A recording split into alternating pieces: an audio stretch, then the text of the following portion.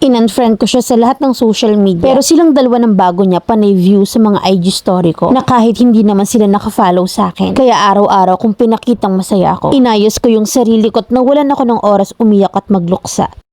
Year 2020, pandemic nun. Wala akong balak mag-boyfriend dahil trauma ako sa Pasko. Hanggang sa biglang may nag-chat sa akin na gusto raw akong ligawan. Pumayag ako pero wala pa rin akong balak na sagutin. Unless na personal silang pumunta sa bahay at ipagpaalam ako sa mga magulang ko. Sa lahat naman liligaw ko, siya lang yung nakagawa nun. At makalipas ang ilang buwan ay naging kami. Maalaga, maasikaso, mapagmahal at legal kami both side. At mahal ako ng magulang niya. Natinuring din siyang anak ng mga magulang ko. Working student ako habang naman siya'y tumigil sa pag-aaral para makafocus sa trabaho at matulungan ako. Grabing pagmamahal ang ibinigay niya sa akin. Maraming bagay na hindi ko maibigay sa sarili ko dahil sa pinapaaral ko yung sarili ko pero siya mismo yung pumuno. Pinaranas niya sa akin na maging isang prinsesa. Bigay doon, bigay dito na kahit nakakainin na lang niya, ibibigay niya pa sa akin. Na kahit nangapante ko, siya mismo yung bumili. Marami na kaming plano basta't makagraduate muna ako. Ang swerte ko nga raw sa kanya dahil ginagawa kong spoiled sa lahat ng bagay. Na ako, ganun din naman sa kanya na kapag may sobra sa sinasahod ko bilang working student. Hanggang sa umabot kami ng 3 years at aminado akong mainitin yung ulo ko. Madaling magalit sa lahat ng mga maling ginagawa niya. Nakakapagbitaw ng masasamang salita na minsan pa ngayon nasasaktan ko siya dahil sa graduating student ako at sunod-sunod lahat ng stress ko. Pero nagiging okay pa rin naman. Hanggang sa nabanggit niyang mayroon silang bagong katrabaho na babae na tinutukso raw sa isa pa nilang katrabahong lalaki. Wala lang sa akin yun dahil una sa lahat ay wala naman akong pakialam dun sa katrabaho niyang babae. Dahil may tiwala naman ako sa boyfriend ko. Isang araw na pauwi na kami nang may biglang sumigaw na babae at tinawag siya. At nag-smile sila sa isa't isa. Iba yung kutob ko that time. Pero sabi niya, yun daw yung katrabaho niyang babae. Kaya binaliwala ko lang. December 2023. At exactly 3 years and 3 months na namin. Birthday niya and mansari namin. Medyo may alitan pero sinurprise ko pa rin siya dun sa labas ng trabaho niya. Na kaya nagkaayos kami. Pagka-uwi akala ko aayain niya akong pumunta sa kanila para mag-celebrate. Yung pala, mas gusto niya makainom yung mga barkada niya kaysa sa akin. Na kahit na nga kakaayos lang namin at mansari pa namin. Grabe yung away namin that time. Hanggang sa nakabitaw kaming dalawa ng masasakit na salita at nauwi sa hiwalayan. Na halos 2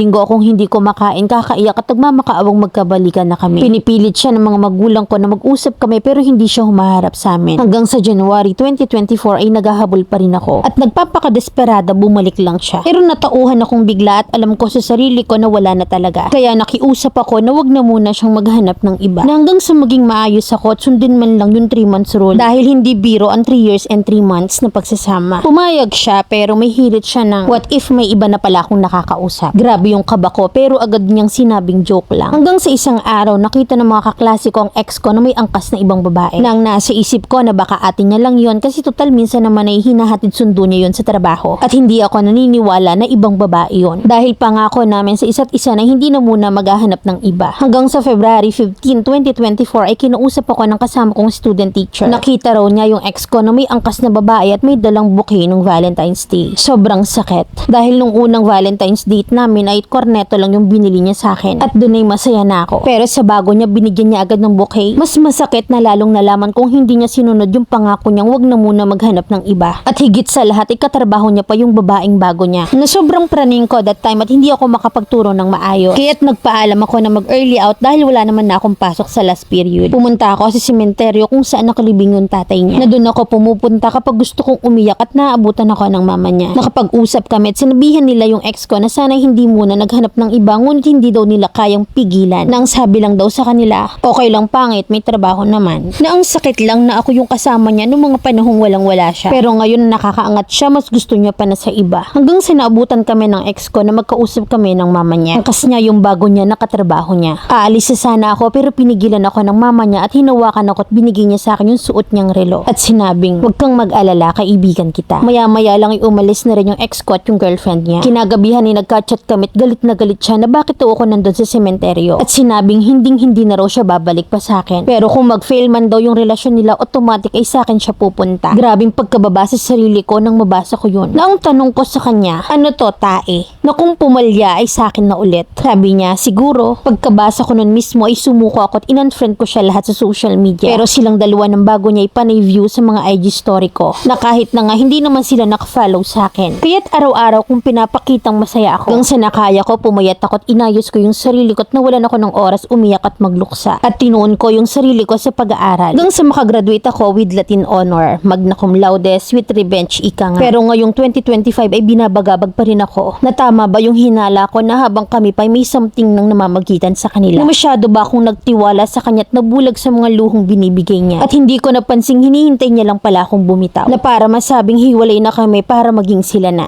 Pa-advise naman ako, Mamilin, kung paano ako makakausad na kahit na isang taon pa lang yung nakakalipas. Pa-real talk po ako ng matauhan. Letter sender, Kali.